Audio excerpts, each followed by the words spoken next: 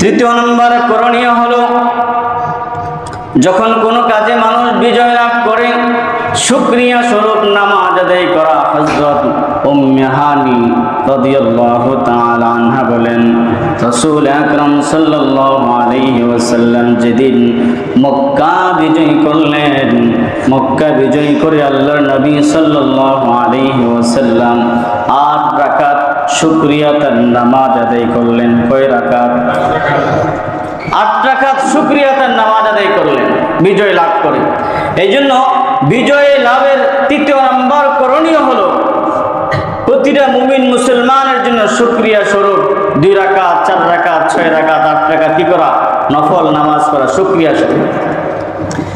চতুর্থ নম্বর করণীয় হলো, শুকরিয়া স্বরূপ রোজা রাখা। হযরত মুসা আলাইহিস